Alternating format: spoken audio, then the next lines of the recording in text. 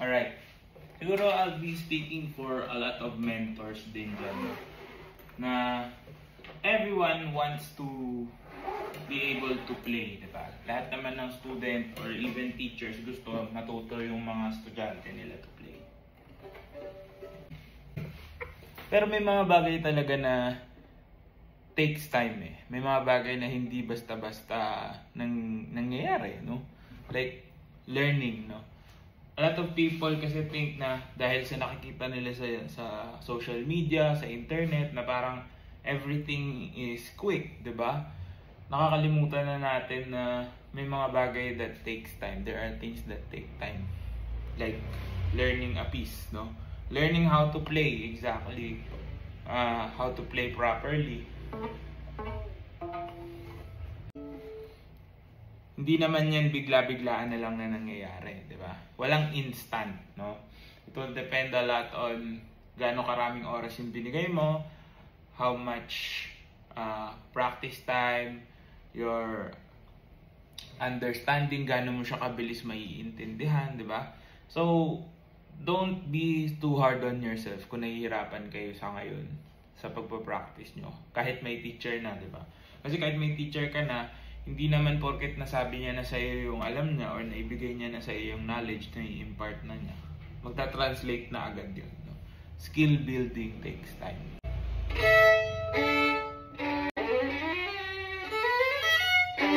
Kahit nga yung mga professionals na, diba, nag-aaral pa din.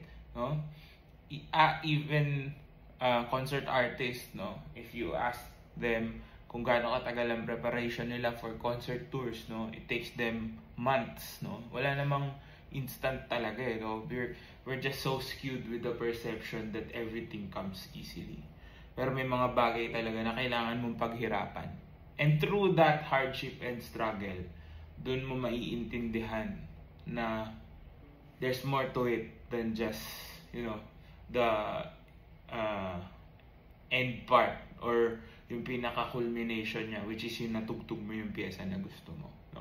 So, all the hardships or all the challenges na pagdadaanan mo, magugulat ka na lang din, di ba? Na siguro, pagdating ng araw, gigising ka na lang and then ma-realize mo na marunong na ako or alam ko na yung kailangan ko. Pero, until that time comes, continue striving to be the best version of yourself, no?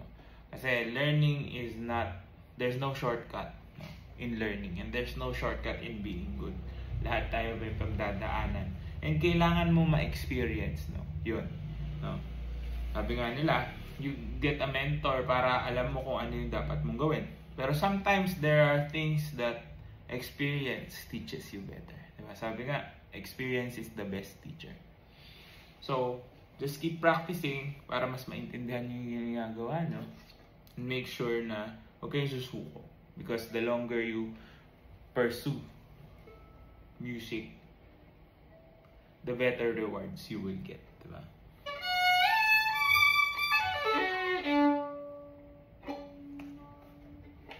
So, good luck sa'yo.